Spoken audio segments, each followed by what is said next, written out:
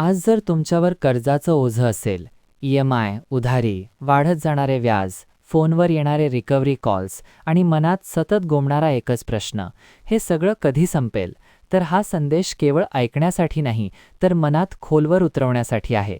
कारण श्री स्वामी समर्थ सांगतात की कर्ज ही शिक्षा नसून जीवनाची दिशा बदलण्यासाठी मिळालेली चेतावणी आहे.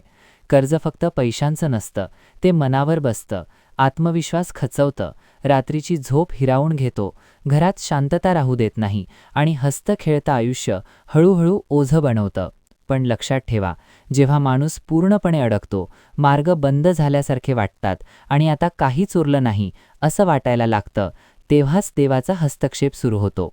आणि म्हणूनच स्वामी समर्थांचा हा उपाय कोणतीही अंधश्रद्धा, जादूटोणा, फसवा आश्वासन किंवा चमत्काराची अपेक्षा नसून मन, वाणी आणि कृती यांचा अतिशय शुद्ध आणि प्रामाणिक संकल्प आहे. स्वामी समर्थ कधीही आकाशातून पैसे पाडत नाहीत, पण ते तुमचं मन, तुमची सवय आणि तुमची दिशा बदलतात, ज्यामुळे पैसा आपोआप योग्य मार्गाने यायला लागतो. दर मंगळवार आणि शनिवार सकाळी आंघोळ करून स्वच्छ जागी शांतपणे बसून स्वामी समर्थांचा फोटो किंवा मूर्तीसमोर ठेवा. तुपाचा किंवा तेलाचा दिवा लावा. काही क्षण डोळे बंद करून आपल्या आयुष्याचा विचार करा आणि मनात नम्रपणे सांगा, श्री स्वामी समर्थ, माझ्यावर असलेलं कर्ज माझ्या चुकीच्या निर्णयांचं, माझ्या घाईचं आणि माझ्या सवयींचं फळ आहे. पण आजपासून मी पळ काढत नाही, मी जबाबदारी स्वीकारतो. मला योग्य मार्ग दाखवा. त्यानंतर शांतपणे आणि एकाग्रतेने ओम दिगंबरा दिगंबरा श्रीपाद वल्लभ दिगंबरा हा मंत्र 11 वेळा म्हणा. आणि लक्षात ठेवा, यावेळी स्वामींकडे थेट पैसे मागायचे नाहीत, कारण स्वामी पैसे देत नाहीत, ते कर्ज फेडण्याची बुद्धी देतात, योग्य संधी ओळखण्याची नजर देतात, योग्य माणसं भेटवतात आणि चुकीचे निर्णय थांबवण्याचं बळ देतात. हा उपाय करत असताना एक अतिशय महत्त्वाची गोष्ट सुरू करा. नवीन कर्ज घेणं पूर्णपणे थांबवा. उधारी देणं बंद करा. हे शेवटचं कर्ज आहे हा खोटा दिलासा स्वतःला देऊ नका. आणि दररोज एक छोटासा तरी अनावश्यक खर्च जाणीवपूर्वक टाळा. चहा, ऑनलाईन ऑर्डर, नको असलेली खरेदी आणि त्या क्षणी मनात म्हणा, स्वामी, आज मी माझी सवय बदलली. कारण स्वामी समर्थांच्या दृष्टीने हीच खरी पूजा आहे.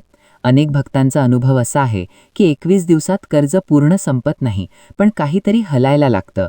अडकलेले पैसे परत यायला लागतात, कामाच्या नवीन संधी दिसू लागतात, खर्चावर नियंत्रण येतं, मन शांत होतं आणि सर्वात महत्त्वाचं म्हणजे मी यातून बाहेर पडू शकतो हा विश्वास परत येतो. आणि हाच विश्वास स्वामींचा खरा आशीर्वाद असतो. म्हणून लक्षात ठेवा, स्वामी समर्थ कधीही उशीर करत नाहीत. ते फक्त आपल्याला तयार होईपर्यंत थांबतात. आणि जेव्हा तुमचा संकल्प शुद्ध होतो, सवयी बदलायला सुरुवात होते आणि मन प्रामाणिक होतं, तेव्हा कर्जाचं ओझं हळूहळू हलकं होणं ही केवळ वेळेचीच बाब असते. म्हणून जर आज तुम्ही हा उपाय श्रद्धेने सुरू करायचा ठरवला असेल, तर मनापासून एकच वाक्य म्हणा, श्री स्वामी समर्थ, माझा मार्ग दाखवा. आणि हा संदेश त्या व्यक्तीपर्यंत पोहोचवा ज्याचं मन आज कर्जाच्या ओझ्याखाली दबलेलं आहे. कारण योग्य वेळी मिळालेला विश्वासच अनेकदा आयुष्य बदलून टाकतो. जय जय श्री स्वामी समर्थ.